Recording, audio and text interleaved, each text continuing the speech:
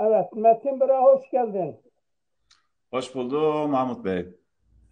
Evet, Zaza dil bilimcilerinden yeni bir arkadaşımız var. Kendisi Bingöllüdür. Hem yazar kitapları da var. Zaza dili üzerine de çalışmalar yapıyor. Biz de kendisini soracağız. Ne zamandan beri bu çalışmaları yapıyorsun? Nasıl başladı? İnsanların seni tanıması için. Önce Metin Tunç kimdir? Biraz bilgi verir misin? Evet, e, Metin Tunç 1985 Bingöl merkez doğumlu. Gökdere köyü yani eski ismiyle Miyalan köyünde yaklaşık 20 yıldır İtalya'da yaşıyorum. E, Toplamda 5 dil konuşuyorum, 5 dil çalışıyorum. Gün içerisinde genelde bu 5 dille sürekli iletişim içerisindeyim. Üç tane bugüne kadar üç kitap yazdım. Ayrıca hem İtalyan ulusal gazetelerinde hem de genel anlamda Zazaca ve Türkçe dergilerde birçok makale yazdım. Genelde makalelerim dil bilimsel çalışmalar. Evet, kısaca böyle. Metin Dinç, Metin Tunç pardon, nerede yaşıyor? Çocukları var mı? Ne işle meşgul? Birazcık bilgi. Evet, iki çocuk babasıyım. İtalya'da yaşıyorum. Genel anlamda yazıyorum, çiziyorum. Yani çalışmalarım arasında fiziki olarak e, bir 5 yıldıza yakın bir servis yapan bir otel restoran sisteminde garsonluk, şef garsonluk yapıyorum. Çift dilli İngilizce ve İtalyanca olmak üzere. Öyle. Onun dışında da yazıyorum. Peki Metin Bey, Zazaca'ya ne zaman başladın? Sizi teşvik eden neydi? Bunu birazcık detaylı bilgi verir misin? Evet, ben şöyle diyeyim, Zazaca'yı Biraz sesli olsun, sesin zayıf. anladım. Ben bir anlamda Zazaca'yı doğuştan biliyorum. Doğuştan anne babamdan öğrendim.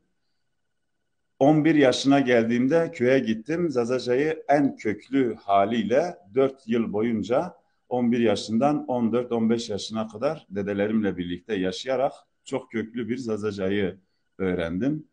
Ve Avrupa'daki çalışmalarım ise ilk başlarda ben kendimi bir akademi içerisinde hissetmiyordum. Ben sadece kelimelerin benzerliğini karşılaştırıyordum ve 2018 yılında son ayıydı. Evet, Aralık ayının başında ben 3-4 İtalyanca kelimeyle Zazaca olan bağlantıları ve anlamlarını getirip küçük bir yazıya döktüm. Daha sonra bir arkadaşıma gönderdim ve arkadaşım da bir gazeteciye ulaştırdı. Gazeteci beni aradı. Yaklaşık 20 dakika boyunca bu dilin, özellikle Zazaca'dan bahsediyorum burada, bu dilin nasıl oluştuğunu, işte bu dilin nerede konuşulduğunu, bunun hakkında birçok detaylı bilgiler edindi telefonda ve daha sonra yaklaşık 17 gün sonra İtalyan Ulusal Gazetesi'nde mekalem yani analizlerim çıktı. Bu gazetecinin güzel bir sunumuyla. Sunumunun ilk başlığı şöyledir, Türkçesini söyleyeyim. Keşfedilmesi gereken bir dil. Yani aslında benim artık 2018 yılından sonra bir anlamda bu keşfedilmesi gereken cümlesi benim için bu çalışmayı biraz daha derinlikli bir boyuta kazandırıp hem bunu kitaplarla kayıt altına arşivleyerek hem de günümüz görsel dünyasında da bu çalışmayı bir akademi düzeyinde e, yaymaya, anlamaya, anlatmaya çalışıyorum. Evet, şimdi Zazaca dili ve Zazalar hakkında çok farklı görüşler var.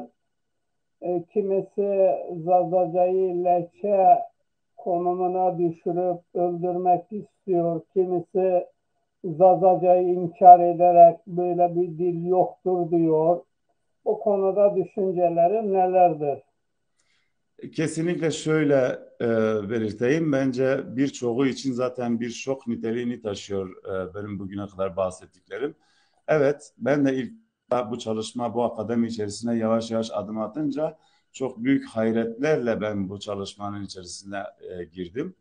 Ve Zazaca'nın bir lehçe olmadığını, tam tersine e, özellikle bizim coğrafyada konuşulan tüm dillerin anası niteliğinde bir mekanizmaya sahip olduğunu gördüm, anladım.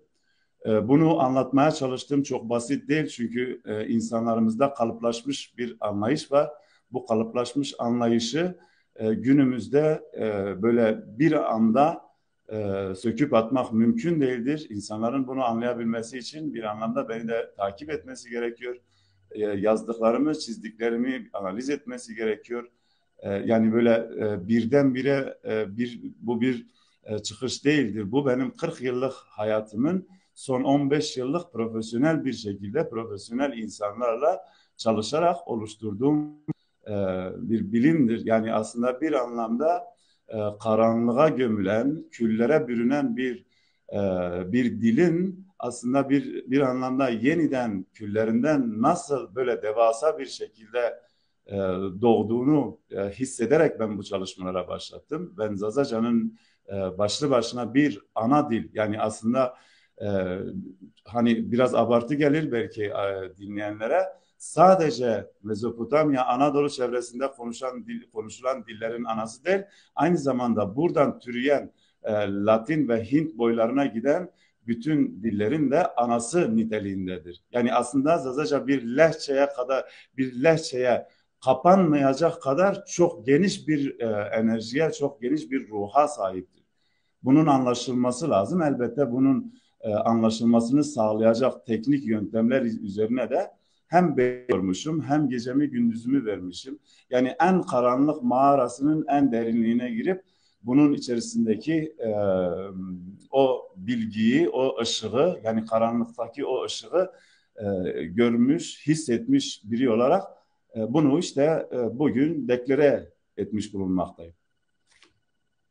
Evet, yani bugüne kadar e, şu anda özellikle UNESCO'nun listesinde, kaybolan diller listesinde olması bir utanç verici. Kesinlikle benim bu deklareden sonra UNESCO'nun artık Zazaca hakkında hiçbir sözünün de olmadığını, tamamen bundan sonra Zazaca hakkında konuşulacak tek bir yetki varsa o da dil bilimsel çalışmalar yürüten üniversiteler ve kurumlardır. Yani uluslararası alanda özellikle Amerika'da ve Avrupa'da dil bilimsel çalışmalar yürüten, bunun üzerine oluşan üniversite artık bu Zazaca'ya el atacağını düşünüyorum ve bunun için de ben çok farklı dillerden de deklare ediyorum zaten. Ulaştırmaya çalışıyorum bir anlamda. Evet, şimdi biliyorsunuz bu Kürt siyaseti özellikle Zaza dilinin lehçesi olduğunu iddia ediyorlar. Bunların esas amaçları nedir? Şimdi şöyle bir şey, ben günümüzdeki insanın hem politik olsun veya onun dışında herhangi bir şey olsun çok fazla düşüncelerini ben şey etmem, uğraşmam. Günümüzdeki insan benim için yani bir anlamda tarım çağında oluşan kundaktaki bir çocuktur.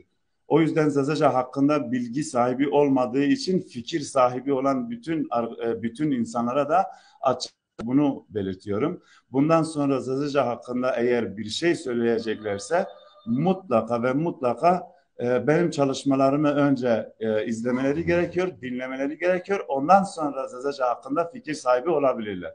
Yalnız dediğim gibi bireylerin düşüncesi beni ilgilendirmiyor.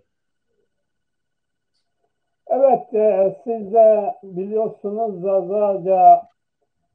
yıllardan beri Zaza tarih kitapları var, Zaza dergileri var, Zazaların sözlük çalışmaları var. Bunları yeterli buluyor musun?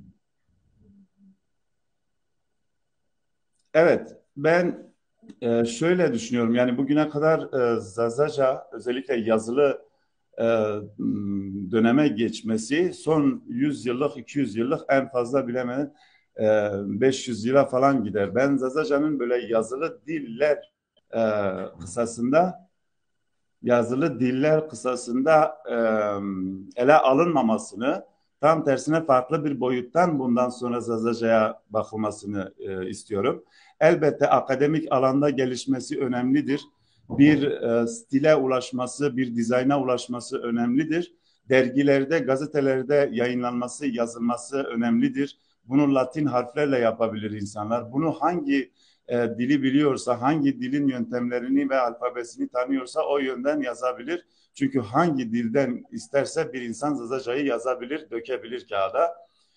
Fakat benim özellikle altını çizmek istediğim nokta Zazaca tarih boyunca, yani benim tespitlerime göre yaklaşık 15 bin yıldır tarım çağını başlatan bir dönemden geliyor ve o dönemden günümüze kadar sözlü olarak gelmiştir. Ve doğal olarak oluşan bütün antik diller de sözlü olarak günümüze kadar gelmiştir. Bugün edebiyatçıların yazdığı, İngilizceden tut diğer bütün dillerden yazdığı, çizdiği bütün belgeler, eserler aslında sadece son dönemde var olmuşlardır. Tarih bütün bir 15 bin yıllık boyunca sadece sözlü olarak hareket etmiştir. Ben Zazaca'nın daha çok sözlü derinlikliğinin anlaşılmasını ve bu yönden bugüne kadar nasıl dedelerimiz bizlere öğretmişlerse aynı şekilde bizden sonraki nesillere de o şekilde öğretilmesini ve geliştirilmesini istiyorum. Dedim başta da söylediğim gibi akademik alanda şu anda üniversitelerde Dersim ve Bingöl Üniversitesi'ndeki gelişmeleri kesinlikle çok önemlidir. Bunlar çok daha geliştirilebilir. Ama dediğim gibi Zazaca'nın doğal gereği, daha doğrusu Neolitik çağı başlatan teknik, yani aslında sözlü tarihi taşıyacak, insan tarihini taşıyacak bir sözlü geleneğin 15 bin yıl önce teknik olarak kurulduğunu, mantıklı bir insan, akıllı bir insan tarafından oluşturulduğunu ve Zazaca'nın da bu tekniği beslediği için hala günümüzde hem aktif bir şekilde Toros Dağları'nın tepesinde yaşamaktadır, hem de etrafında bulunan bütün dillerde de Zazaca'nın eski kök kavramları hala buralarda barınmaktadır. Yani aslında Zazaca hiç kaybolmadı. Tam tersine Zazaca diğer dillerde de şu anda yaşıyor. En önemlisi ise kendi başına oluşum sistemiyle, yani 15 bin yıl önceki oluşum sistemiyle olduğu gibi hala günümüzde bizim köylerde yaşamaktadır. Bir de Zazaca'yı diğer dillerden ayıran özelliklerden de bahseder misiniz? Elbette. Şimdi şöyle bir şey, aslında ben Zazaca'yı tanırken bir anlamda 15 bin yıllık tarım kültürünü de tanımışım. Yani aslında ben şunu demeye çalışıyorum. Zazaca aynı zamanda insan tarihini de çözebilecek bir mekanizmayı besliyor. Nedir bu mekanizma? Bir dilin tarım çağını başlatan akademik düzeyde bir dilin şöyle olması gerekiyordu. Tek kavramlı kelimeler olması gerekiyordu.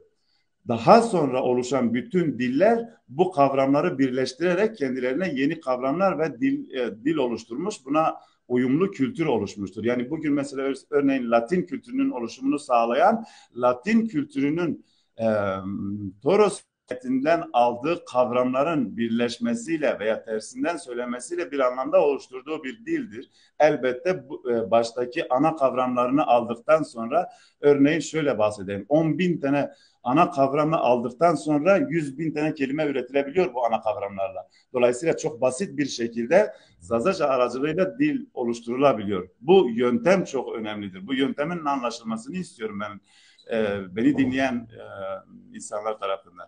Şimdi tek kavramlı bir dilde yöntem olarak semantik, bunlar çok geniş ele alınmalı. Çünkü üniversitenin birer branşı niteliğindedir. Hatta üniversiteleri tanımlar. Bir diğeri fonetik ve bir diğeri de semiyoloji dediğimiz bir dilin, daha doğrusu ilk ana dilin kemik oluşumudur bunlar. Ve ayrıca işte şöyle bahsedeyim. Örneğin Zazaca'nın teknik olarak bir ağaç, bir meşe ağacı olduğunu düşünelim. Meşe ağacının kökleri, yani bu dilin kökleri semantiktir, gövdesi fonetiktir ve semiyolojidir. Ondan sonra 14 tane dalı vardır. Bu 14 tane dal, yani Estravun Grezune'yi, bu 14 tane dal da işte tarım çağı başladığında o tek hecelik kavramları içinde barındıran ve bu 14 tane kavram, 14 tane konsept içerisinde sürekli dolaştıran bir mekanizma vardır. Bunların birkaçını önceki videolarımda izleyen arkadaşlar görebilirler. Hem TikTok'ta hem YouTube'da kaydettim. Çok da açık bir şekilde anlatmaya çalıştım. İşte Zazaca'nın en büyük önemi bu tekniği barındırmasıdır. Fakat bu tekniği bana yansıtan, mesela örneğin 15 bin yıllık bir dilden bahsediyorum ama bu 15 bin yıl içerisinde nasıl olur da ben farkına varmışım. Böyle bir durumda yani şunun farkına vardım. Dünyada etimolojik anlam diye bir tanım vardır ve günümüz insanoğlu, üniversiteler, bütün akademisyenler genelde buna çok önem verirler ve bir kelimenin etimolojik orijinal anlamını bulduğunuzda aynı zamanda o kelimenin tarihi bir bağını da rahatlıkla bulabilirsiniz. Bu da Zazaca'nın kendi isminde ve kendi eş anlamlısı isminde vardır. Yani Zazaca'nın teknik olarak az önce bahsettiğim bir dil ağacının tekniğini kendine barındırıyor. Ayrıca bunu bir diğer yöntemle diğer oluşmasını sağlayacak bir bilim, bir akademiye de işaret ediyor. Nedir bu akademi? Zaza kelimesi etimolojik olarak anlamı bir kavramın iki kez tekrarlanmasıyla oluşur. Bu da semantik bir yöntemdir. Bu iki kavramın anlamları ise birinci kavram sa anlamını taşır. Bu da sapiens, yani bilimi, bilgeliği temsil eder. Diğeri ise doğuş. Di mavunla munga za, işte za kelimesinin doğuşu simgeleyen coğrafik olarak hala günümüzdeki anlamı Zazaca'nın konuşulduğu yerlerde hala geçmektedir. İşte bilimin doğuşunu simgeliyorsa bir dil, emin olun bunun içerisinde çok anlamlı bir işaret de vardır. Yani tarım çağını eğer bir akademi başlatmışsa ve bu akademinin bir dil olduğunu söylüyorsam kesinlikle bu dile hem isminin eş anlamı olan dımmiliye birer anlam biçmemiz gerekiyor ve bu anlamları da orijinal halinden almamız gerekiyor. Ben bunlara etimolojik anlamını biçiyorum. Kesinlikle yanılmadan %100 etimolojik anlamını sunuyorum. Yani mesela örneğin Batı dünyasında bir akademisyen günümüzde bu iki kavramı, Zaza kelimesini oluşturan bu iki kavramı getirip etimolojik olarak bölmeye çalışırsa, işte anlamaya çalışırsa, ne yaparsa yapsın %50'yi %60'ı geçmez. O yüzden etimolojik anlamlar genelde %100'e yakın olduğu kadarıyla geçerlidir. Demili kelimesi ise aynı şekilde bir bilimden bahsediyor ve günümüzde Latince semantik dediğimiz, bu da kelime anlam bilimi Türkçesinde bir kavram oluşturuyor ve bu kavram da aynı zamanda dilin içerisinde oluşan bütün kavramların anlamlarını, orijinalliğini ve bunların değişimini tespit eden bir okuldur. İşte dimili kelimesinin etimolojik anlamı de-mil, iki kavramdan oluşur. De iki demektir. Ve birden sonra artık oluşabilecek bütün anlamlar birçok konsepte, birçok alanda, bu mesela dualizmde bile geçerli bir bilimsel bir kavramdır. Diğeri ise mildir. Eğer bir dil için kullanılıyorsa bu bir anlamdır, bir yöndür. Yani aslında Zaza kelimesiyle bilimin doğuşu anlamını çıkarıyoruz. Demili kelimesiyle ise bir akademiyi anlıyoruz burada. O yüzden ikisi birbirini tamamlıyor. Ne Zaza Demili'den ayrı tutulabilir, ne Demili Zaza'dan ayrı tutulabilir. Çünkü Zaza kelimesini anlamını oluşturan yöntem Demili'den geliyor. O da semantikle beslenmiş, semantiğin ta kendisidir. Yani aslında semantik kavramının günümüz Latince'deki semantik kavramının antik kavramı dimili olarak anlaşılmalıdır bu durumda. Evet, birçok Zaza tarih kitapları var. Bu kitaplardan Vedat Kaymak, Bünyamin Yıldız ve birçok başka arkadaşlar bu yayınlara ulaşabildin mi? Kesinlikle ulaşabildim. Hatta Avrupa'da birçok insanla birebir görüştüm. Yani çayını içtim ve bu çalışmalar hakkında hem fikir alışverişinde bulundum hem de bana önerdikleri benim için her biri birer öğretmen niteliğindeydi. Her biri de çalışmalarıma bir anlamda daha bir yakın olabilecek şekilde beni yönlendirdi. Birçok alandan referans edindim. Fakat şunu eklemek istiyorum. Benim çalışmalarım daha çok Latin dünyasında antropoloji üzerine gelişmiş bir ortamda ulaştığım semantik işte dil bilimsel kavramların anlamları ve bunun Zazaca ile işte olan benzerliği genel anlamda zaten daha az önce bahsettim. İşte bütün bunları oluşturan bir mekanizma. Bu mekanizmayı ben Batı dünyasında biraz geliştirdim.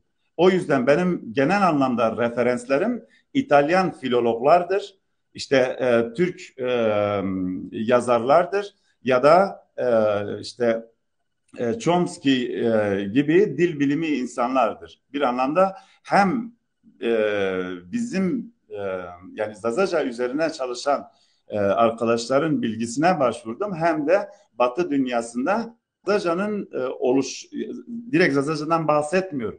Dilin yönteminden bahsediyor ve benim işte burada en önemli faktör benim aslında. Zazaca'nın bu kadar teknik bir zenginliğe sahip olabileceğini anlayabilecek tek bir kişi, o da doğuştan Zazaca bilmesi gerekiyor.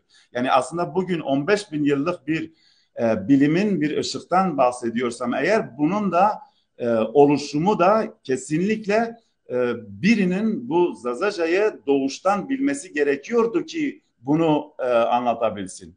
O yüzden çok önemlidir. Yani Zazaca hem basite indirilmeyecek şekilde çok önemlidir. Hem de eğer anlaşılırsa günümüzdeki insanın asıl tarihini de çözümleyebilecek bir boyuttadır.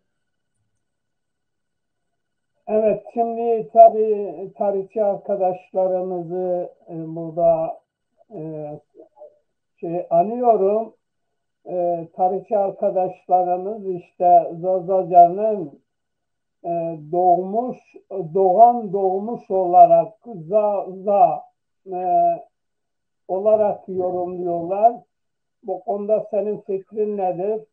Şimdi arkadaşlar semantik bilimini biraz araştırsınlar o zaman. Semantik aynı zamanda bir kavramın iki kez tekrarlanmasından bahsediyor.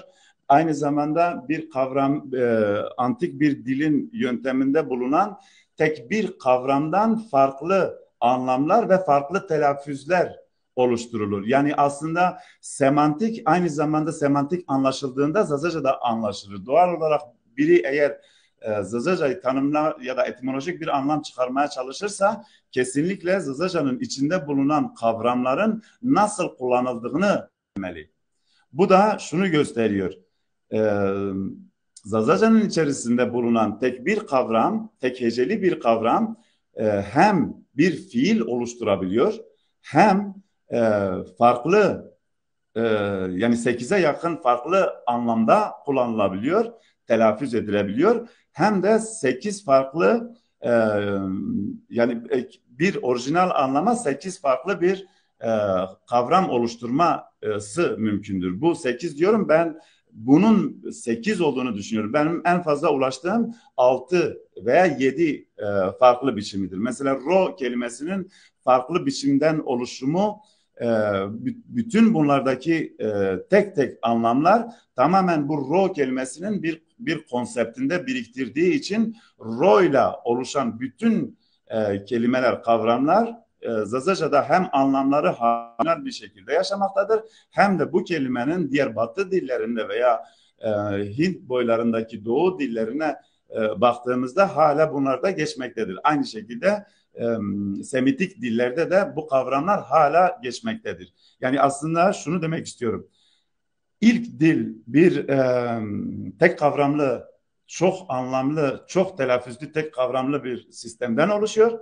Daha sonra oluşan bütün dillerde çift kavramlardan oluşan kelimelerle yeni bir boyut oluşturuyor. O yüzden Zazaca'nın hem burada farkı anlaşılıyor hem de anlamı anlaşılıyor.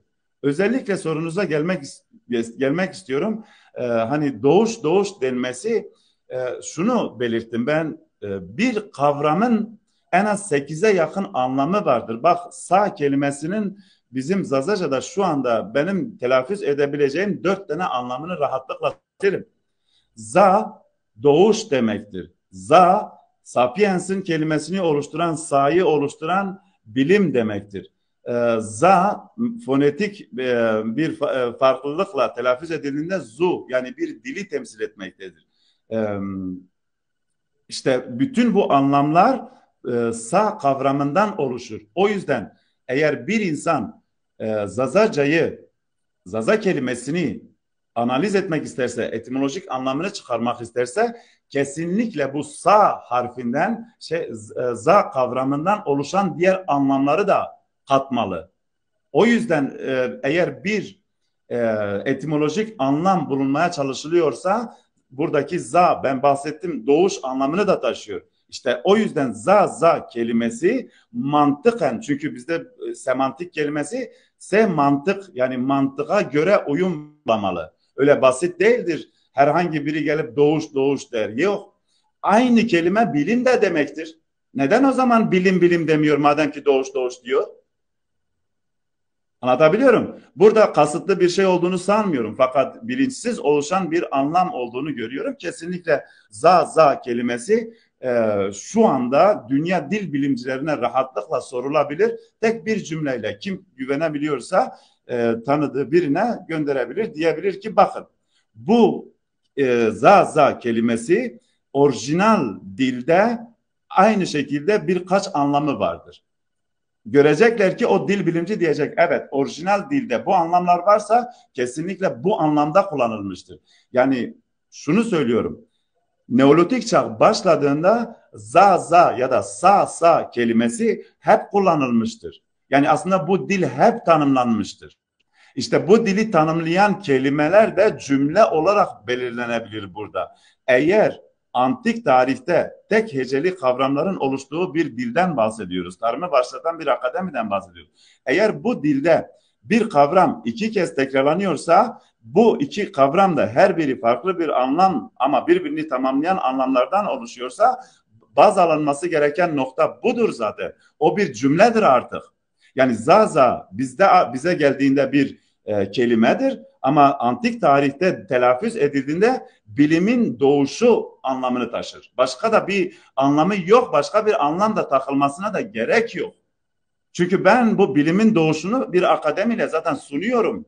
O yüzden bundan sonra elbette şu açıkça söylüyorum, bugüne kadar Zazaca hakkında fikir edinen herkes çalışmaları doğrudur bir anlamda. Ama bundan sonra mutlaka benim çalışmalarıma danışması gerekiyor. Ondan sonra Zazaca hakkında çalışma yürütebilsin veya Zazaca hakkında fikir üretebilsin. Evet, tabii bazı seyirci arkadaşlarımız var, onu da burada belirtelim. Mesaj yazmışlar, mesajları okumuyoruz, isimlerini anıyoruz. Zihni Selanikli, Baki Aslan, Altun Aslan, İlhami Çağrı Tekin, Volkan, İbrahim Kazan, Hasan Hayri Kurun. Herkese selamlarımı gönderiyorum. Başım Evet, gözüm. hepsinin şeyi var. Yalnız bir soru var. Soru Lütfen şöyle: buyurun. kırmanç ve kır terimleri de kullanıyorlar. Bu ne anlama geliyor sizce, demiş bir seyircimiz.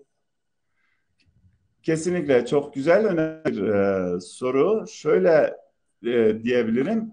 Şimdi kur kelimesini var eden, tarım çağını başlatan önemli bir kavramdır. Benim bahsettiğim kavramların her biri arkeolojik bir değere sahiptir. O yüzden insanlar basit bir kelime olarak değil de çok yüklü anlamlar yüklü olan bir enerjiyle kullandığımı anlamalı. Çünkü ben tarihi anlatırken dev bir arkeolojiden bahsediyorum. O yüzden anlaşılmalı. Kur kelimesi e, Torosların tepesinde o Toros Dağı'na fiziki olarak verilen bir kavramdır. Bu da daha çok Doğu Toros etrafında gelişip kültürleşmiş bir kavramdır. Yaklaşık 15 bin yıllık bir süre geçmiş ve 15 bin yıllık bu süre içerisinde kullanıldığı her yerde hem kültürel olarak bir anlam taşımıştır hem de dönemsel olarak bir anlam taşımıştır. Günümüzde işte Zazaca'yı tanımlamak için kullanılması da tamamen olasılıkla yani mümkündür. Hani bundan sonra da kullanılabilir. O bir engel değildir zaten bu hem bu çalışmaya hem bu dilin bilimsel anlaşılmasını sağlar. O yüzden e, eğer biz Toros Dağı'nda o medeniyetin tanımını yapmak istersek antik kavramlarda kur kelimesinden de yardım isteriz. Tur kelimesinden de yardım alırız. Doğal olarak bu kelime günümüz dillerinde ve özellikle Zazaca'nın etrafında Zazaca'ya bağlı olan ilk oluşan dillerde Zazaca'dan hemen sonra oluşan ilk dillerde hala günümüze kadar devam etmesi başlı başına bir kültürel bir tanımdır. Kesinlikle Zazaca'yla birebir bir bağlantısı yoktur. Zazaca tamamen kendi anlamıyla, kelime anlamıyla, isim anlamıyla ve ismin eş anlamıyla telaffuz edilir. Ancak o ikisiyle bu bilimsel alandan bahsedilir ve bu da ırkı bir tanımla yani sunulmamalı. Yani şöyle diyelim, Mezopotamya çevresi özellikle Doğu Toros'un etrafında oluşan medeniyet günümüzde hala renkli ve bir mozaik türündedir zaten. Bir köşede işte Hristiyan kültürü var, diğer köşede Ebreo kültürü var, bir diğer mahallede Müslüman kültürü var. Bu demektir ki zaten bu coğrafya genel anlamda farklı tanımların, farklı küçücük kabilelerde bile farklı kültürlerin oluşmasını sağlayan etkenlerdendir. Bu kırmanç ve kırti kelimeleri tamamen bölgesel olarak birkaç aşiretin, birkaç klanın işte tarım çağında Neolitik klandan bahsediyorum. Birkaç klanın kendine bölgesel olarak kullandığı bir tanımdır. Bu geneli kapsamamalı. Zazaca'yı genel olarak kapsamaz ama Zazaca'yı tanımlarken ya da o Doğu Toros dağlarında oluşan o kültürü tanımlamak için uygun bir kelimedir. Bugün bu kelime aynı zamanda Kürt kelimesiyle de devam etmektedir. Yani kur kelimesi, antik kur kavramı, antik Tur kavramı gibi hem örneğin Tur kavramı Türk kültürünü var etmiş, kur kavramı da Kürt kültürünü var etmiş. Bu Kürt kültürünü kim nasıl tanıyorsa, kim nasıl benimsemişse bugüne kadar kesinlikle aynı şekildir. Yani hiçbir şekilde farklı bir şekilde anlaşılmasını istemiyorum.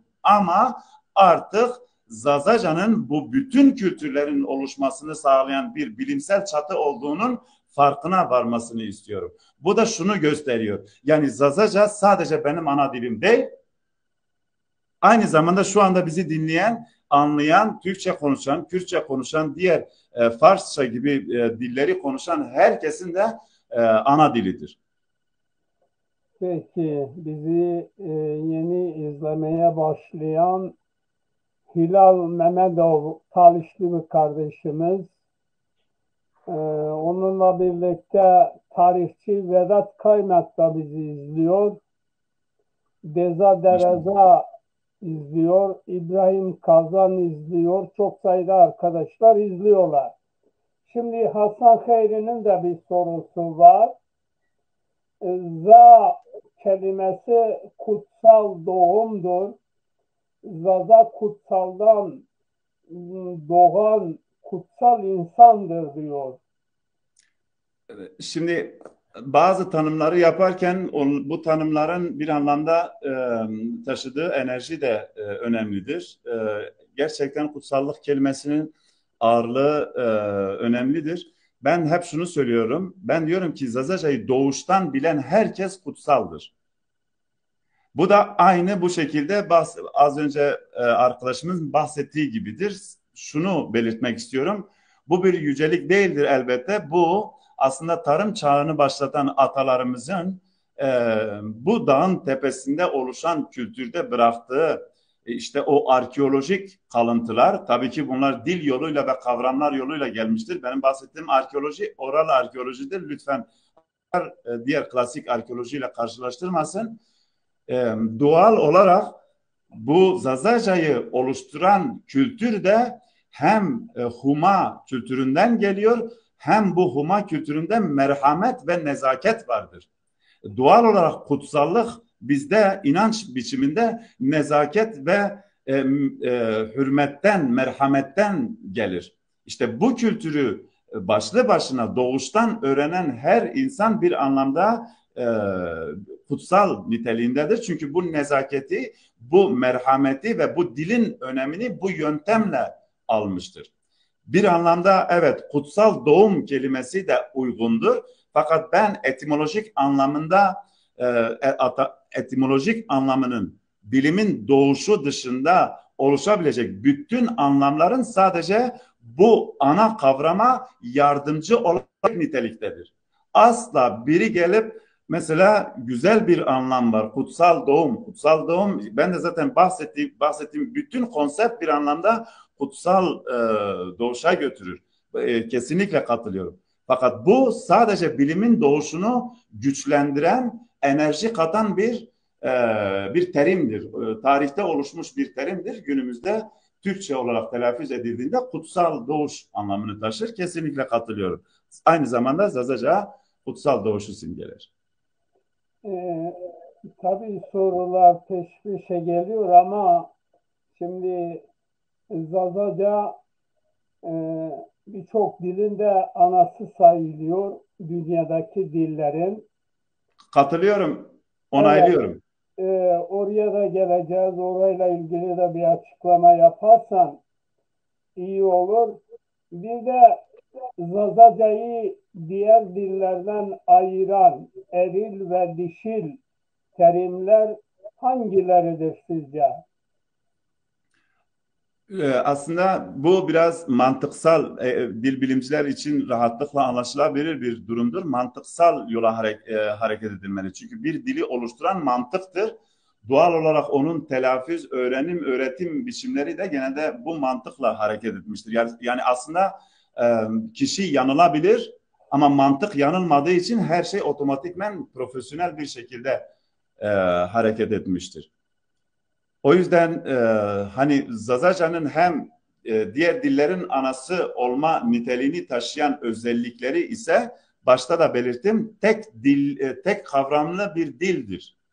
Tek kavramlı dil aynı zamanda içinde barındırdığı semantik ve semiyoloji yöntemleriyle oluşturduğu anlamlar ve bu anlamların aynı zamanda Homo sapiens döneminde oluşan kavramlardaki anlamları da içinde barındırır. Yani aslında biz Zazaca ile sadece tarım çağındaki bir akademiyi ve bu akademiden oluşan diğer bütün dilleri, kültürleri tek tanımıyoruz aslında Zazaca'yla. Aynı şekilde bu tarım çağını başlatan atalarımızın mantıklı bir dünyasını da anlayabiliyoruz. O yüzden ben Zazaca'nın günümüz dillerinin ana çatısını oluşturan tekniğe sahip olduğunu ve birebir bu teknikte bir akademi niteliğinde sonrasında oluşan dillerin zeminini hazırlar.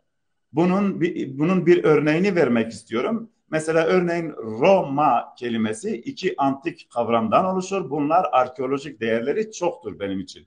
Elbette benim çalışmalarımın merkezinde tek heceli kavramlar var zaten. Dünya dillerinde önemli yerlerde hep bu kavramlar geçmiştir.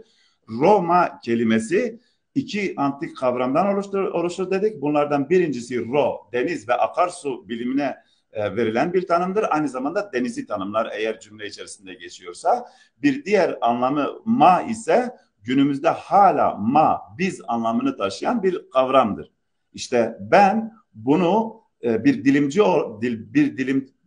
bilimci olarak etimolojik anlamının %100 Zazaca'daki antik anlamlarıyla eşdeğer olduğunu belirtebiliyorum. Yani etimolojik anlamı bizim deniz anlamını taşıyor.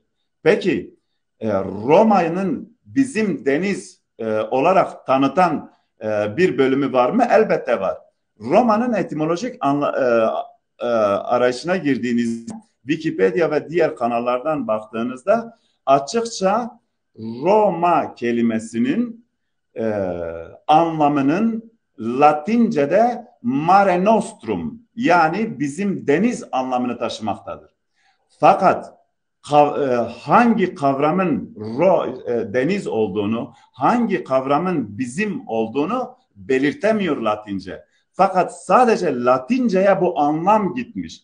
O yüzden anlamlar, şöyle diyorum, Zazaca bir anlamda akademik, işte tarım çağının akademik dilini barındırıyorsa eğer, bu akademik alanda başlayan bütün konsept ve kavramlar orijinal haliyle hala günümüz dünyasında yaşamaktadır ve aynı zamanda bunun bir kültürünü oluşturmaktadır. Bu kelime hem Mare Nostrum, yani bizim deniz anlamını taşıyor, bir diğer anlamı ise Akdeniz'e bir tanımdır. Yani biz bugün Akdeniz diyoruz, Latince'de Mediterranean diyorlar. İşte bu kelime bu Roma doğmadan önce, milattan önce 500, toplamda 2500 yıl önce Roma çevresinde Akdeniz'e bakınca Akdeniz'e verilen bir tanımmış.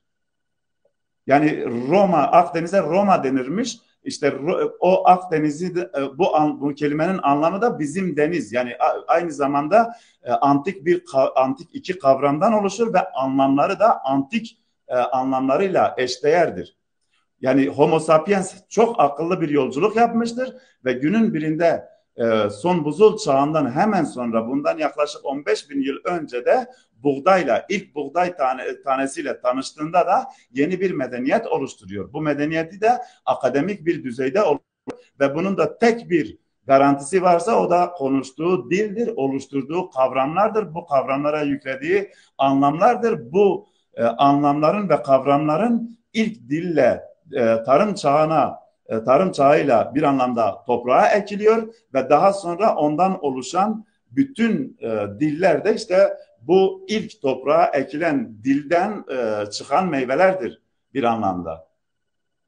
Evet, bizi şu anda değerli hocamız, tarih öğretmeni, tarihçi Bünyamin Yıldız'ın eşi de bizi, Fadime bacımız izliyor. Çok çok teşekkürler. Ahmet Zaza Gündüz izliyor ve çok sayıda insanlar yayınımızı izliyorlar. Çok teşekkür ediyorum herkese. Evet, Selamlarımı gönderiyorum. şeyinin de bir mesajı var. Çağrı Tekin'in, Metin Hoca'ya selamlar Keki, Mahmut ben müsait değilim. İnşallah sonra izlerim demiş. Başım üstüne. Evet, bir de Zazakistan coğrafyası dışında yaşayan Zaza toplulukları nerede yaşıyor veya Zaza dili hangi dillere çok yakındır? Şimdi şöyle, aslında Zaza dilinin bütün dünya dilleriyle olan bir ilişkisinden hemfikirim. Bunda da önümüzdeki dönemde, süreçte, bundan bir sonraki nesilde oluşan yeni öğrenciler aracılığıyla, yeni bilim insanları aracılığıyla bu tespit edilebilir. Günümüz anladığım, konuştuğum ve kitaplarımı da yazarken, kelimeleri ve kavramları analiz ederken yaklaşık 10 dille karşılaştırarak, bu dillerin önemli bir kısmı eski Arapçayı da tanımlayan Aramice ile bağlantısını kurarak, Akatçadan bir anlamda destek alarak ve semantik dediğimiz diller, özellikle çöl dilleri, yani bugünkü Arap kültürünü oluşturan bu dillere baktığımızda bütün bu dillerin Zazaca ile birebir bağlantısını rahatlıkla görebiliyoruz. Fakat bu tek başına yetmiyor. Ben aslında bahsettiğim olgu tam olarak şöyledir. Toros dağlarının tepesinde, özellikle Doğu Toros'tan bahsedeyim örnek olarak. O Doğu Toros'un tepesinde başlayan akademi, başlayan tarım kültürü, medeniyet daha sonra her yıl yaklaşık 13 kilometre sürekli genişlemiştir. Doğal olarak bu genişleme olarak yeni dil ve kültürlerin de oluşumunu sağlanmıştır. Yani günümüzde örnek olarak bunu belirtmek istiyorum. Bugün Arapçadan geldiğini düşünen, özellikle isim ve isim anlamlarının Arapçadan geldiğini düşünen herkesin bir anlamda e, tam olarak bu bilimle tanışmadan önceki fikirleridir artık diye düşünüyorum. Bu ve bugün ve bundan sonra artık e, bakış açılarını değiştirmelerini diliyorum. Kesinlikle her ismin, özellikle Anadolu ve çevresinde oluşan her ismin orijinal anlamı bu coğrafyadadır. Arapçaya da bu coğrafyadan gitmiştir. Semitik kol dediğimiz bundan 3000 yıl önce oluşan bir koldur. Bu Semitik kültürünü oluşturan dil de coğrafik olarak yaşadığı yer e, Fenike İmparatorluğu'nun dilidir. Bu da Halep'ten Hatay'a kadar uzanan Akdeniz'e bakan kıyı şerididir. İşte buradan işte ondan sonra hem Latince oluşuyor Aramice aracılığıyla hem Yunanca hem Latince oluşuyor hem de Semitik diller oluşuyor. İşte buradaki bağlantısını da görebiliriz. Aynı şekilde Rusya'ya doğru giden yani Kafkas dağlarına doğru giden o yönden konuşulan dilleri de karşılaştırdığımızda basit bir şekilde Zazaca ile olan bağlantısını rahatlıkla görebiliyoruz. Bir diğer bağı ise Orta Anadolu'da özellikle Kayseri Dağı'nı yani Toros'tan Kayseri Dağı'nı esas alıp Çatalhöyük'te bir medeniyet oluşturan bugünkü Türklerin atası dediğimiz 9000 yıllık Türk kültürünü oluşturan Çatalhöyük işte bu yönden gittiğinde zamanda Türkçeyi oluşturmuş. Elbette günümüzde konuştuğumuz Türkçe 100 yıl önce Latin harflere geçerek cümle ve kelime yapısı değiştirmiştir. Fakat şundan emin olabilirsiniz 100 yıla kadar yaklaşık 10.000 yıllık kelime bağı vardır eski Türkçenin. O yüzden Türkçe çok önemli bir dildir. Bu tarihin derinliklerinde tarım çağını başlatan ana kavramların anlamlarını içinde hala barındıran önemli bir kısmını da bazı cümlelerde hala yaşatan bir dildir. İşte böyle bir durumda ben Toros dağlarından sonra oluşan bütün medeniyetlerin de oluşturduğu dillerin de Zazaca'dan aldığı hem kavramlar tabii bu kavramları bilimsel olarak kullanmıştır. Benim bahsettiğim 14 konsept ve yaşam biçimleri kullanılmıştır. Bunlar önemli. Bunların anlaşılması durumunda diğer dillerin nasıl oluştuğunu da görebilir. Örneğin Latince ile olan bağını şöyle belirtebilirim. 2018 yılında ilk yazımı yazıp daha sonra İtalyan Ulusal Gazetesi'nde yayınlandığında ve benim çalışmalarımı daha derinden götürüp daha sonra Yunan medeniyetinde, Antik Mısır medeniyetinde, Sümerler'de ve inanmayacaksınız ama Latin Amerika ülkelerinde, Meksika gibi, Brezilya gibi yerlerde izleriyle karşılaştım. Kutsal kitaplarda izleriyle karşılaştım. Yani aslında Zazaca aynı zamanda bu bilimsel tekniği ve kavramları dünya tarihi boyunca bunun örneklerinden bir tanesi Sasani İmparatorluğu'dur. Dünya tarihi boyunca antik uygarlıklarda, saraylarda bürokrasi e, ve diplomasi alanında kullanılmıştır. Çünkü kodlu bir sistem de var içerisinde. Yani aslında bir kodu da içinde barındırabilecek bu kod aracılığıyla günümüzdeki işte şifreleme sistemi, bankaların kullandığı güvenlik sistemi aynı zamanda sözel bir şekilde Zazaca'yla da oluşabiliyor.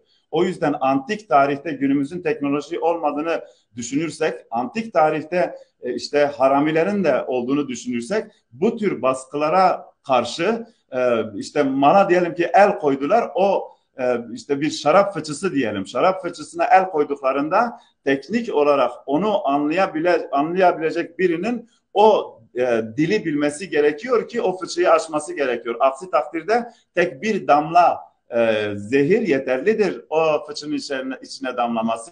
Bütün haramileri bir kerede yok etmesiyle.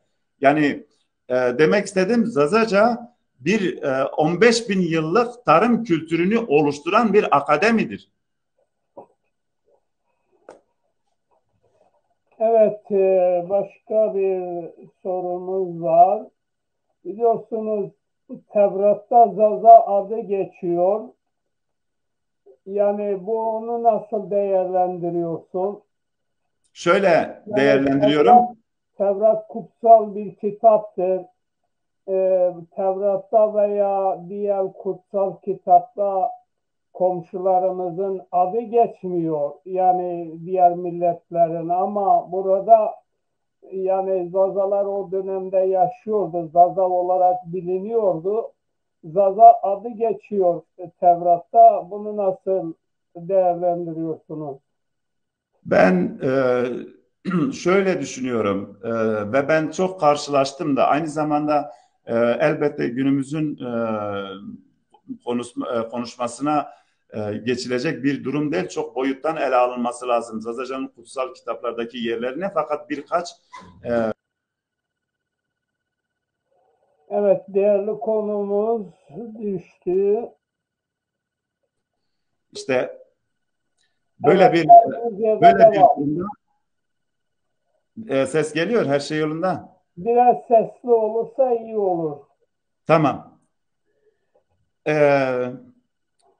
Tevrat'ta da geçiyor, İncil'de de geçiyor, Kur'an-ı Kerim'de de geçiyor. Zaza Eğer adı mı geçiyor birebir buralarda? efendim Zaza adı mı geçiyor Kur'an'da, Tevrat'ta, İncil'de? bire Zaza kelimesi geçmese bile mutlaka bu anlam geçmiştir. Önemli olan şöyledir. Tarım çağı başladığındaki akademi budur. Diyor ki ben bir kavrama bir anlam yüklüyorum. Fakat eğer bu kavram gitmezse anlamı gider. Gitmelidir ve gidiyor da. O yüzden günümüzdeki kutsal kitapları özellikle bu dili bilen teoloji dünyasında üniversitelerde eğitim almış hocalar aracılığıyla çok net bir şekilde tarım çağını başlatan bir dilin, bir tekniğinin ve özellikle işaret edeceği nokta da Zazaca'dan birebir bahsetmesidir. Yani aslında milletler kavramından çok bu bahsedilen, kutsal kitaplarda bahsedilen yöntem birebir bir dil ve bu dilin akademik olarak tarım çağını başlatmasını sağlayan o tekniğini anlatma biçimidir. Bir örnek vermek istiyorum. Bu örnek Rum suresi 22. ayetinde geçer. Ve ben Zazaca'yı tanımlarken 14 konseptten bahsetmiştim ve tarım çağını başlatan Zazaca'nın bir işte dil bilimsel tekniği barındığını bahsetmiştim. İşte bu Rum suresi 22. ayet hem bir dilden bahsediyor hem de bu dilin içerisinde benim bahsettiğim yöntemlerin olduğunu söylüyor. Diyor ki ben sizi bir dilden var ettim ve bu dilin içerisinde renkler var. Yani bugünkü farklı dillerin oluşmasını sağlayan teknikten bahsediyor. Bu teknikten bir tanesi de renklendirmelerdir. Renklendirmeler nelerdir? Tarım çağı başladığında Akdeniz ismine verilen Rospi, işte Akdeniz bir renk ve bir deniz ismi. Karadeniz'e verilen Rosya, günümüzde Karadeniz, yani bir renk bir isim. Bir diğer anlamda Rozer, bugün kelime direkt Hazar Denizi'ne kullanılmıyor. Hazar kelimesi geçiyor. Fakat birebir Hazar'da da geçer bu zer kelimesi. Aynı zamanda Rozer'in adında bu iki kavram bir isme geçmiştir. Bir antroponomi yöntemiyle. Ondan sonra Rosur dediğimiz Kızıl Deniz aynı şekilde bir renk ve bir isimden oluşur. Denizi tanımlayan bir isimden oluşur. Bu isim de hala günümüzde o bölgede, yani Kızıldeniz'in etrafında hala yaşamaktadır. Özellikle mesela Suriye kelimesi birebir sur kelimesinden oluşur. Bu da kırmızı anlamını taşır. Bu anlam da denizlere verdiği tanımlarda kullandığı yöntemdir. Yani bir denizi tanımlamak için bir anlamda renk kullanarak o denizin hem aynı anlamda kalmasını sağlamış, günün birinde o isim kaybolsa bile anlamı kaybolmuyor. Nedir bu anlam? Mesela biz bugün Akdeniz'e beyaz deniz anlamını veriyorsak bu da antik tarihte 15 bin yıl önce kurulan anlamını olduğu şekilde kullanıyoruz. Yani bizim için rehber olan kültürel anlamda kullandığımız bu kelime aynı zamanda tarihte kurulan bir yöntemle oluşan bir rehber niteliğindedir. Buna benzer binlerce kelime vardır birçok dilde. Bunların işte birkaç örneğini bahsettiğim o deniz isimlerini renklendirmeyle Rum suresinin 22. ayetin birebir bu şeyden bahsettiğini, bu dilden bahsettiğini savunuyorum. Birebir Zaza kelimesi geçiyorsa elbette şundan eminim ki o direkt bir işarettir. Ben nasıl diyorsam Zazaca bir akademidir. Hem Batı yani ülkemizin Batı dünyası hem ülkemizin Doğu dünyası bir şekilde birleşip bu akademik dili, bu dil bilimi ve tarım çağını başlatan bu bilimi bir şekilde yani sahiplenme derken aslında ikna olursa zaten sahiplenecek ama bir şekilde benim anlatımlarımı biraz daha incelenmesini ve söylediklerimin işaret ettiğim referans noktalarına da bir şekilde başvurulmasını diliyorum. Peki. Bir de yani Zazaların Talişlerle akrabalık bağı konusunda bir fikriniz var mı? Bir araştırmanız var mı? Kesinlikle şöyle belirtebilirim. Şu anda net olarak böyle Zazaca yakın birçok medeniyet vardır, birçok kültür vardır ve dünya genelindedir. Ben şunu belirtebilirim. Mesela bugün Talişçe ile olan bağlantısı tamamen Talişçe'nin bu Zazaca'dan oluştuğunu ve kendini de coğrafik olarak gittiği yerde fonetik değişimlerle diğer dillerin oluşumunu sağlayan etkenlerle şu anda devam etmektedir. Yani aslında Zazaca'yı Azerice'de rahatlıkla bulabiliriz. Zazaca'yı birçok dilde rahatlıkla bulabiliriz. Fakat bilmediğimiz bir nokta daha var.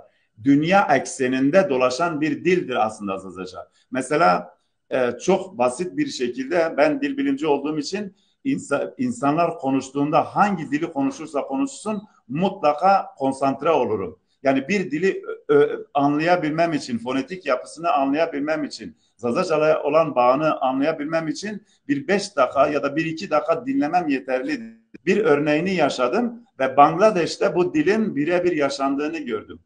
Bunun bir örneğini yaşadıktan sonra bunun biraz da derinlemesine gittim. Şu anda son 100 yıl içerisinde teknik olarak stabile edilen devlet dilleri yeni bir yöntemle bir dil oluşumu sağlamış. Fakat bu 100 yıl önceye kadar köy sisteminde yaşayan dünya genelindeki kabile sistemi işte bizim Anadolu'daki Mezopotamya'daki köy sisteminde yaşayan köyler hala yaşamaktadır. Nasıl ki bugün Zazaca Toros Dağları'nın tepesinde hala olduğu gibi konuşuluyorsa Bangladeş'e giden kabile bundan 2000 yıl önce olabilir. Bundan 1000 yıl önce olabilir. Bundan 4000 yıl önce olabilir. Çünkü insan yeryüzünde yaşıyor. İnsan doğduğu coğrafyadan yavaş yavaş ilerliyor. Doğal olarak bu köye yerleşen, Bangladeş'in bir işte yerleşen bu insanlar o köyde aynı dili kullanmaya devam etmişler. Bunun örneklerini köylerde, dağlarda bulabiliriz. Zazaca'nın mesela Hint köylerinde rahatlıkla konuşulduğunu ya da en azından günümüzdeki Zazaca'ya %50, %60 İran gibi benzerlik taşıyan birçok dilin de olduğunu rahatlıkla düşünebilirim. Çünkü Zazaca dedim ya bir ana dildir. O yüzden oluşan bütün dillerde bu ananın sütü vardır. Bu ananın eğitimi vardır. Bu ananın sütü o kavramlardır. İşte bu kavramlar da aslında Homo sapiens'i. Aslında Zazaca bir köprüdür insanı anlamak için. Evet, sayın değerli akademisyen kardeşimiz. Evet, yayınımız devam ediyor. Bazı Bir saat arkadaşlar geçti. yazmışlar, YouTube'dan izliyoruz. Bir 5 dakikalık müsaade var. Bir sigara içmem lazım. Bir sigara iç istersen bir mola verirsin. Oradan çık, kenara Lütfen. git. Ben 11 yaşından beri içiyorum. Dedemden öğrenmişim. Yani 39 yıldır içiyorum. O yüzden Bir 5 dakikalık müsaadenizi istiyorum. Evet, ben buradayım. Sadece sesi Tamam, ben kapatacağım. o zamana kadar bir müzik koyacağız. Siz Tamam, siz kenara bilirsiniz. çekilin, sigaranızı için gelin. Teşekkür ediyorum. Sağ olun. Biraz daha sorularımız olacak sonra. Siz şey yapın. Ekranda değil, kenarda.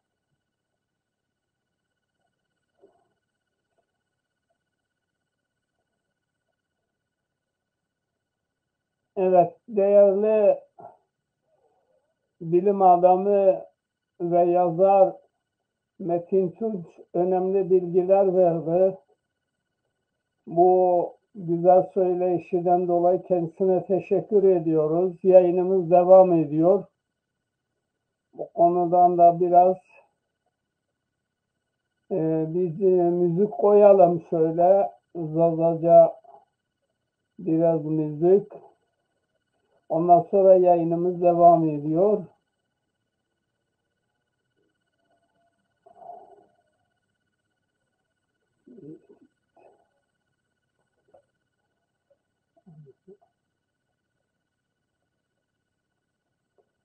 Evet, yayınımız devam ediyor. Zazaca üzerine bilgisi, becerisi olan herkese kapımız açıktır.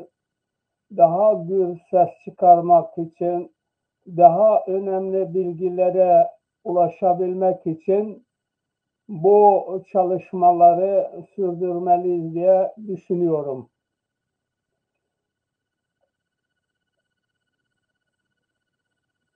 Evet, bazı arkadaşlarımız rahmete kavuştular.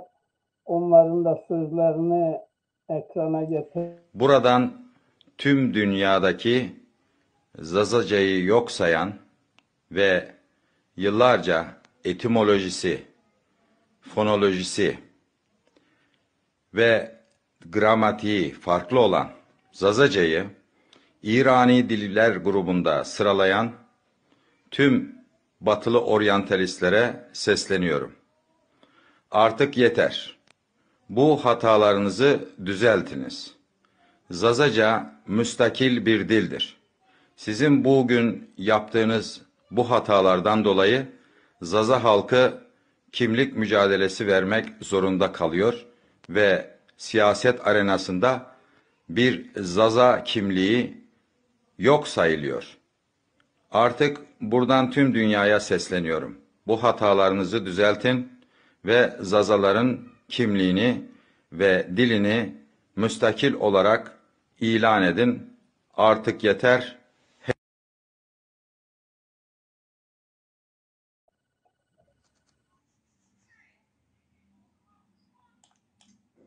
Şenliğimizin amacı kendi dil ve kültürümüze sahip çıkmaktır. Değerli hocamızın da belirttiği gibi her şey devletten beklenmez. Devlet önümüzdeki engelleri ortadan kaldırır. Tabii bu da halkın talebiyle olur. Örgütlü yapıların talepleriyle olur. Sivil toplumların talepleriyle olur. Biz de bu taleplerden birinin yere getirilmesi için örgütlendik. Kendi dil kültürümüze sahip çıkmak, bunu yaşatmak için bir dernek oluşumuna gittik. Tabii ki düşüncemiz yalnız... Sıkı sarayamı doğu ne çiçeğe başı kıle halyamano halema seveno Koli doğumuro Zanemi dezeno sılame pıskamına pıskamı zondana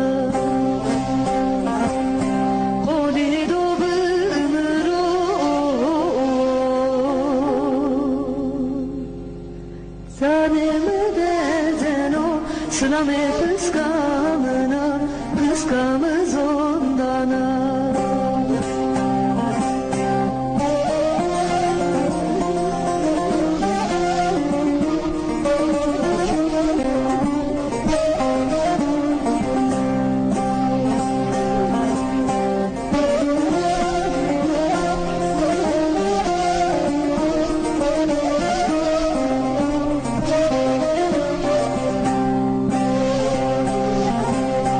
Dere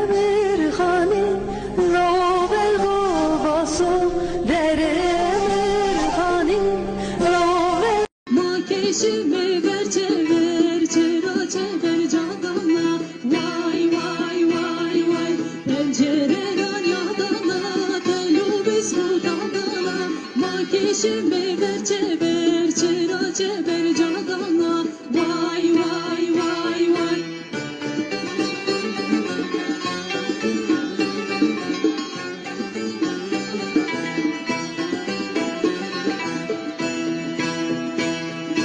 Naşime sere tapir işte veru kanadi hakkı muradem nakedrem. Vay vay vay vay.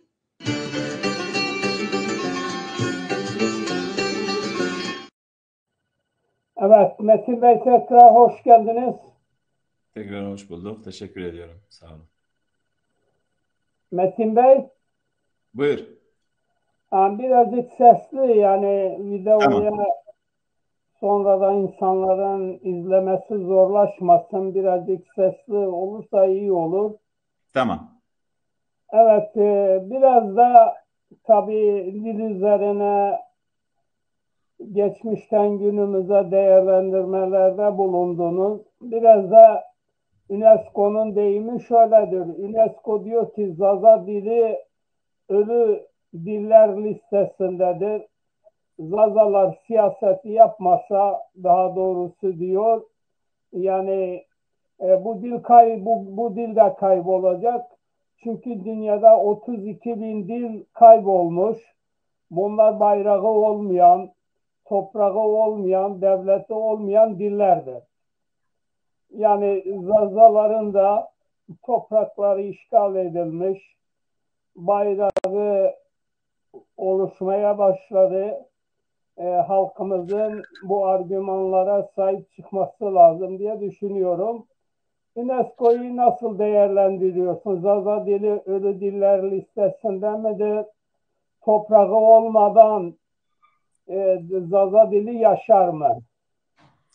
Şimdi işte UNESCO'nun bu açıklamasıyla oluşan o negatif enerji ne yazık ki bizim insanlarda da bir halsizlik oluşturdu ve doğal olarak beyindir insanı sağlıklı tutan, beyindir insanı özgüvenli tutan. Eğer bir insan umutsuzsa eğer bir dil hakkında bu umutsuzluğu yaratan etken de işte UNESCO gibi kurumları bir anlamda elbette günümüze kadar ciddiye alınmış olması çok önemlidir. Çünkü bugünkü açıklamaya, bugünkü deklareye bir anlamda bir soru ve cevap niteliğinde bugüne kadar gelmesi bir anlamda iyidir. Fakat bundan sonra ben Zazaca'yı artık oradan kaldırmasını, mümkün olursa eğer bütün dillerin de başına koyarak bu dilin diğer bütün de anası niteliğinde bir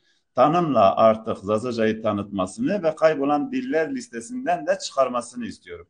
Kaybolan diller listesinden çıkarmasını sağlayacak tek bir etken varsa şu anda sahip olduğumuz en büyük zenginlik hiçbir ırkı tanım gerekmeksizin sahip olduğumuz diller, konuştuğumuz diller ve sahip olduğumuz bütün zenginlikleriyle bu dilin UNESCO'ya ve genel anlamda dünya çapına bir cevap niteliğinde bir yöntemle benim bahsettiğim şu anda da biraz da değineceğim bir yöntemle Zazaca'yı tekrar işte bahsettiğim şekilde küllerinden yeniden doğmasını sağlayacak bir etken oluşmalıdır. İşte bu etken hiçbir şekilde bir ırkı tanıma bağlanmadan şimdilik çünkü tamamen bilimsel bir çalışmadır. Bu çalışma sağlıklı yaşayabilmesi için de aynı zamanda terimler, yöntemler de bir şekilde bilimselliğe bağlanmalıdır. Benim bütün çalışmam, 40 yıllık çalışmam dil bilimseldir. O yüzden ben tamamen ırkların oluşumunu sağlayan bir bilimin olduğunu ve bu bilimin de tekniğinin de Zazaca'da olduğunu. Yani aslında ırkları tanımlarken Zazaca'nın bir ırkların oluşumunu sağlayan yöntemin de anası olduğunu söylüyorum. O yüzden bunu biraz belirtmek istedim. Ona işte nitelik olarak bizlerin yapabilecekleri tam olarak açık ve nettir. Zazaca'nın yaşam stilini oluşturan yaklaşık 15 bin yıl boyunca hiçbir şekilde bozulmadan tam tersine sürekli gelişen ve sağlıklı bir şekilde günümüze kadar gelmesini sağlayan etken sözlüdür. İşte sözlü olduğu için bu sözlü tarihten Zazaca'yı doğuştan, köylerden, dedesinden, nenesinden, anne babasından öğrenen her insan şu anda benim nazarımda Neolitik çağda doğan bir akademinin içerisinde bir akademisyendir, öğrenci değil. Yani bu 15 yaşındaki bir çocuk da olabilir günümüzde. Bu 70 yaşındaki bir dede de olabilir. İşte en önemli etken oluşması gereken bundan sonraki etken ise bu antik bilimin, dilbilimsel akademinin gençlere, günümüzdeki nesillere ulaşması gerekiyor. Ben şahsen benim yaptığımı yapınca çok rahat bir şekilde bundan 20 yıl sonra Zazaca hem dünyada yaşayan Zazalar aracılığıyla, işte Zazaca'yı bilenler aracılığıyla hem de coğrafik olarak Anadolu ve Mezopotamya genelinde bu hem içinde yaşayabilir ve hem de bütün alanlarda bu Zazaca'nın tanınmasını akademik yani hem devlet kanallarında resmi olarak kabul edilmesini, bir dil olarak kabul edilmesini ve aynı zamanda bilimsel bir dil olduğu için özel bir bölümde de bilimsel bir akademi oluşturulması gerekiyor. Yani Zazaca sadece dil bilimsi akademi dünyasına tek girmemeli. Ayrıca sadece Zazaca için mümkün olursa belki de biz görmeyiz ama bundan 100 yıl sonra, 150 yıl sonra birebir akademilerin oluşması mümkündür. Bu da yani tarım çağını insanoğlu anladığında bütün bir Homo sapiens'i anlıyor. O yüzden Zazaca bir köprü niteliğindedir. O yüzden çok önemlidir. O yüzden hani ırkı tanımlara bağlanmayacak şekilde çok daha derinden bir bilgiye sahiptir diye düşünüyorum. Evet, burada Hasan Heyri'nin bir dileği var tabii. Daha önceden rahmetlik Ayhan Varan etimoloji olarak Zaza dilini savunuyordu. Çok da yararı olmuştu Ayhan Varan'ın. Diyor ki Hasan Heyri, inşallah diyor Mamutse Metin Tunç kardeşimiz Ayhan Varan kardeşimizin boşalan yerini doldurur diyor. Efendime söyleyeyim, başka Kaya Hüseyin, Metin Tunç dil bilimci hocaya teşekkürler demiş. Güzel mesajlar da var. Yayınımıza evet devam ediyoruz. Saat demek ki 1 saat 20 dakika olmuş. Devam mı, tamam mı? Efendim valla ben son bir sonuç bölümünü biraz konuşabiliriz. Bir yarım saatlik bir bölümünü ayırabiliriz. Yani seve seve burada yarım saat tamam. daha rahat olabilir. Evet, dinliyoruz. Tabii biraz da bu Zaza siyaseti aktif faaliyet verirse Zazaların dili sokaklarda, partide, teşkilatlarda daha çok ilgi odağı olur. Bu konuda siz ne düşünüyorsunuz? Şimdi evet, ülkemizin Cumhuriyet dönemine geçmesiyle 100 yıllık bir süreç geçti ve bu 100 yıllık bir dönemde anladığımız kadarıyla siyasi gelenek çok fazla sahibidir ülke yönetimi üzerinde. Ben Zazaca'nın aynı şekilde siyasi alanda çalışma yürüten ve özellikle Zazaca üzerine ve Zazaca'yı bir anlamda sırtlamış hareket eden her bir bireyin hem bu dilin önemini bilimsel açıdan da önümüzdeki yıllarda, dönemlerde karşılaşabileceğimiz net durumlarıyla bu bilimselliğini bir şekilde sırtlanmalı. Hem de gittiği bütün ortamlarda bu dilin kültürünü oluşturan nezaket ve merhamet kültürüyle yaklaşmalı. Bir tür hani ana dil dedik ya, işte ana dilin insanda oluşturan bir karakteri de olmalı. Ben diyorum Bu eğer ilkemiz olursa Zazaca üzerine siyaset yapan bütün siyasetçilerin hem emeğine destek verebilecek nitelikte çalışmalarım da olabileceğini düşünüyorum ve fırsat düşerse elime de çalışmalarımı rahatlıkla seve seve de her bir siyasetçiye de sunabilirim. Aynı zamanda bu tarihsel bir bilimin akademik bir dille günümüze ulaşmasını sağlayan etkenlerden bir tanesi de tarımın çağını, yani 15 bin yıllık bir insanı da anlamamı ya da 15 bin yıllık bir insan kültüründe de derinliğine girmemi de sağladı. Doğal olarak günümüzdeki siyasi atmosferde bence Zazaca üzerine böyle yoğun bir şekilde, çünkü artık bundan sonra işte umutsuz enerjiyle doğan UNESCO'nun açıklamaları değil, tam tersine bu dil bilimsel bir yöntemle nasıl bir insanlık kültürünü oluşturduğunu, tarım kültürünü oluşturduğunu bilmemiz gerektiğini düşünüyorum ve siyasette geçerse bunun kesinlikle bilimsel bir alandan ele alınmasını ve bunun içinde çalışmalar olursa, bana düşen bir şey olursa da elbette elimden geleni de yaparım. Evet, bir arkadaş yazmış, Hüseyin Kaya. Sevgili Metin Tunç hocam, programın aydınlatıcı oldu. Devamını dilerim diyor. Çok teşekkür ediyorum. Benim için şeref vericidir arkadaşlar böyle değerlendirmesi ve kesinlikle her fırsatta başım gözüm üstüne varım. Yani her bir alanda bu dil bilimsel yolculuğu, bu akademiyi anlatıyorum, anlatmaya devam edeceğim. Aynı şekilde yeni artık İtalyanca ve İngilizce dünyasına da artık yavaş yavaş ayak atacağım. Yani bir şekilde ayak atmışım. Artık bunu geliştirmek için de yoğunlaşıyorum. Yani biraz zaman açısından sadece programlamak yeterlidir benim açımdan. Her alanda devam edebiliriz kesinlikle. Haftada bir de olabilir bu. Benim için olumludur, olabilir elbette.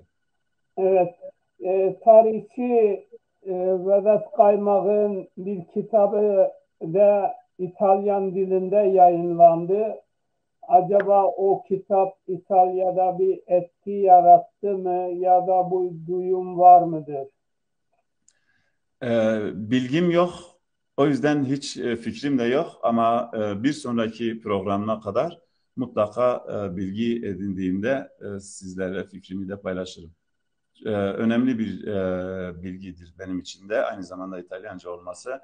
Benim en son 3. kitabım özellikle yöntemiyle oluşan tarım çağı ve tarım çağı öncesinde bu dilin oluşumunu sağlayan Homo sapiens'in yolculuğuna örnekler veriyor.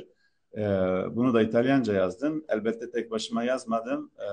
İtalyancayı ben üniversitelerde okumadım. Doğal olarak yaşadığım çevrede genel olarak yaptığım mesleklerde profesyonel bir şekilde özellikle nezaket kültüründe olan profesyonellikle yaşadım ve bu süre zarfında işte İtalyanca oluşan kitabım 2 yıl önce bir İtalyan öğretmen ve tarihçi, yani hem İtalyan hem öğretmen hem de İtalyan dilinin hem de tarihinin bilincinde bir arkadaşla yazdım. 9 aylık bir sürede yazdık birlikte. Daha doğrusu ben yazdım. O sadece bana gramatik olarak kelimelerin ve kelimelerin nasıl yerleşeceğini ve nasıl güzel anlamlarla sunulabileceğini gösterdi ve öğretti. Çok şey öğrendim. 9 ay içerisinde ben bu kitabı İtalyanca yazarken aynı zamanda ben İtalyancayı profesyonel bir şekilde her gün öğreniyordum. İnanılmaz bir şeydi. Yani aslında bir kitabı yazmak ayrı bir heyecandır. Oluşturmak, hele bugün mesela örneğin Japonya Devlet Kütüphanesi'nde bu kitap kendi okurlarına, İtalyanca bilen okurlarına birebir bu site aracılığıyla ulaşması bile benim için büyük bir onur kaynağıdır. İşte bu çalışmayı, bu kitabı oluşturan o 10 aylık, işte 9 aylık bir süreç de söz konusudur. bu süre içerisinde dediğim gibi her gün bir akademide, yani sanki böyle sabah kalkıyorum, açar açmaz sabah daha nefes alıyorum. İlk nefesimi aldığımda akademiye başlıyorum. Akşam uyuyana kadar o akademi içerisindeyim. Çünkü tüm gün kitabın yöntemini, işte konuların yerlerini vesaire, yolculuğun esasını ve günümüzde İtalya'da ulusal anlamda ve İtalyanca olmak üzere uluslararası büyük kitapçılarda rahatlıkla bulunup sipariş edilebiliyor. Elbette çok iddialı bir konu olduğu için Batı dünyasında da çok böyle, mesela üniversitelerle bunu tartıştık. Ben Bern Üniversitesi'nde 12 tane hocanın bulunduğu bir heyette benim kitabım tartışıldı, konuşuldu. Bir konferans için bir çalışma başlattık Bern Üniversitesi'nde bu kitap ve bahsettiği şeyden, konulardan vesaire. Yani aslında çalışmalar bugün size bahsettiğim biraz yeni olabilir ama benim aslında 10-15 yıldır birebir 24 saatimi yaşadığım bir akademidir. Evet, bir de yurt içinde ve yurt dışında zazaların birlikte gür ses çıkarması için nasıl bir çalışma yapmalıdır? Zaza dilinin kaybolmaması için bir Kesinlikle. çalışmaya ihtiyaç vardır. Bunu nasıl görüyorsunuz? Şimdi bugüne kadar yapılan çalışma, ben birçok programda da söyledim. Zazaca yolda küçücük bir çakıl taşını bile alıp kenarı vermesi, o yolu Zazaca için açması benim için değerlidir, kutsaldır. Bundan sonra daha böyle net sonuçları oluşabilecek bir yöntem biçimini de bir önceki biraz bahsettim. Köydeki dedelerimizle, nenelerimizle bir şekilde çocuklarımızın iletişim kurabilmesi veya eğer o iletişimi kuramıyorsa o çocuğun anne veya babası, doğuştan Zazaca'yı bilenler, o çocuğa artık günlük, eğer bugüne kadar yapmamışsa diyorum, fakat yapanlar için daha da güçlendirici ve bilinçli bir şekilde daha da yoğunluklu o çocuğun çene yapısı, beden yapısı, dil, gırtlak yapısının Zazaca'ya uyumlu bir şekilde, yani aslında antik çağda oluşan dilin akademik boyuttaki o bilimi yanı sıra insan bedeninde oluşturduğu bir şey de vardır. Tabii ki bunları ilerleyen dönemlerde farklı bölümlerde anlatacağım. Günümüzün konusu Zazaca olduğu için çok fazla işte o derinlere girmek istemiyorum. Hangi Zazaca türküyü seviyor Metin Tunç? Zercan Çorik, Az Haskeno, ondan sonra Avdalo, Akzer Tango, Türkçeze, Vaşkeneko. Ana vakti buna az ina kwenu çi ritüel per ritüela az kwenu enerji zazaki az çi ina khwari raşın hattu rere tektena bevan ki kan az ki vaşbın çi bnez oturuyorum az vakti ina meditasyonken ya da vakti namazken ya da az قیل و اینا پوزیتیف یا دنیا حتی تخواد اگر یا نگاتیف است یا da از zaf diyelim ki işmar re zaf stresli vakti diyelim eğer olmaz mura stresli yok şey enerji olmazsa ay az kusara eşken vedar yani de dakika az eşken kusara vedar en lavku eskana واشتري كانوا re pe gwavan ki kanu kene khum musnaya gwavan re ya sergwavani kana anena pe khermiyal enqede. Teşekkür ederim. Evet, son sözü sana veriyoruz. Serbest kürsü, istediğin şeyleri anlatabilirsin. Ondan sonra da yayınımızı kapatacağız. Son söz senin. Teşekkürler. Evet, ben Zazaca ile aslında kendimi bir akademide hissettim ve bunu bir anlamda hem yaşadığım dünyada, etrafımda, çevremde, çalıştığım mesleklerde bunu açıkça bir karakter niteliğinde de sundum. Bugüne kadar genelde de pozitif gittiğim bütün ortamlarda da pozitif bir enerjiyle, yani aslında Zazaca'nın aslen bir insanda o kendi doğuş kültürünü ben kavradım, benimsedim. Tabii ki bu dil bilimsel yolculuğunda anlattıklarımın yanı sıra bende oluşturduğu bir bakış açısı, yeni bakış açısı, yeni perspektifler ve bugüne kadar dünya bakış açılarında bu düşüncelerimi böyle tam 180 derece farklı düşünmemi sağlayabilen etkenler tamamen bu dilin derinliklerinden bana ulaştı. O yüzden bu dili benimseyen, konuşan ve konuşmak isteyen, öğrenmek isteyen her bir bireyin günümüzde eğer akademik dünyada mümkünse zaten bir kolu akademik dünya olarak artık kabul edebiliriz. Bu akademik dünyadan eğitimini alabilir, Zazaca'yı öğrenebilir ve Zazaca'nın dil bilimsel bilgisini de benim yeni başlattığım bu akademiyle bu bilgiyi de ekledikten sonra Zazaca'yı daha kullandığı kelimelerin daha da nasıl güzel anlamlar ve enerjilerle dolu olduğunu kavrayabilir. Bizim insanlarımız köydeki konuşulan Zazaca'yı, köylerde konuşulan Zazaca'yı kesinlikle bir şekilde kendi aile içerisinde, örneğin ben dedemgillerden ya da bizim köy Miyalan'dan insanlarla genelde sık sık Zazaca'yı konuşurum ve o şekil kalır. Bu budur. Kim hangi köydense fark etmiyor. Kim hangi Zazaca'yı nasıl fonetik bir biçimde konuşuyor fark etmiyor. Sadece o Zazaca'nın ve o enerjinin, o dil bilimsel akademinin oluşturduğu tarım çağının son 15 bin yıllık enerjisini içinde barındıran o bilimin, o enerjinin yayılması, ses olarak başka kulaklara gitmesi, öğrenilmesi gerekiyor.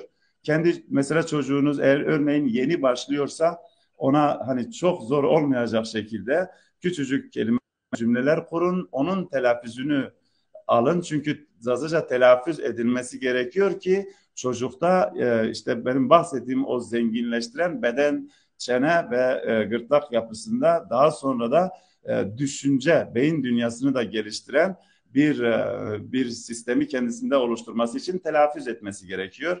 O yüzden telaffuze çok dikkat ederim. Bu telaffuzda antik yöntemi hala köylerdedir. Onu eğer kavrayabilirseniz ben genelde onu esas alıyorum. Onunla birlikte akademik dünyadaki kısmını da alabilirsiniz. Elbette benim bahsettiğim bilimi de eklerseniz bundan 20 yıl sonraki nesil ben sanırım artık dünya genelinde bir anlamda bir şeye de sahip olacaktır. Bir akla, bir beyne, bir güzelliğe, bir bilime sahip olacaktır ve artık bence dünyayı bilim yönetecektir. Çok Evet. teşekkür ederim. Çok memnun oldum. Zazaca'yla yaşıyorum. Zazaca'yla rüyalarımı görüyorum. Zazaca'yla yolculuklarımı yapıyorum. Ritüelimi bir anlamda bu dünyayla geliştirdim. Ruhsal dünyasını da bir şekilde Zazaca'nın içerisinden aldığım enerjiyle yayıyorum. 5 dili konuştuğum için 5 dilden konuştuğum anda hemen o kültüre bürünebiliyorum. Örneğin bir İtalyanla konuştuğumda benim Sardenyalı olabileceğimi, hani ne olursa olsun fiziki bir farklılık vardır ama en konuştuklarımdan anlaşıldığı kadarıyla beni yabancı birinin İtalyanca konuştuğunu değil, Sardenyalı, işte rengi biraz esmer olan Sardenyalı'ya benzetir. Bu çok güzeldir. Her dili özellikle Türkçeden olsun, işte Zazaca'yı olsun ve İtalyanca'yı olsun, günümüzde şu anda İngilizceyi de aynı şekilde geliştirmek üzere her dili o gibi dilin dil kurallarıyla öğrenmeye güzel bir şekilde geliştirmeye çalışabilirsiniz. Fakat Zazaca'yı ayrıca öğrenmenizi ve bu bilimin hakkında hem telaffuzla konuşurken hem de fikir olarak nasıl bilimsel bir akademiye de sahip olduğunuzu da göreceksiniz. Ben hissediyorum, ben yaşıyorum. Birebir yaşadığım duyguları ben anlatıyorum. Çok teşekkür ediyorum bütün dinleyenler. Ben de teşekkür ediyorum. Sağ olun, var olun. Bir soru var. Tabii biz Zazakistan TV'si olarak yıllardan beri yayın yapıyoruz. Bizimle yayın yapmak isteyen bütün arkadaşlara kapımız açıktır. Yarın akşam Diyarbakırlı şair Fahri Ergün bizimle birlikte olacak aynı saatlerde.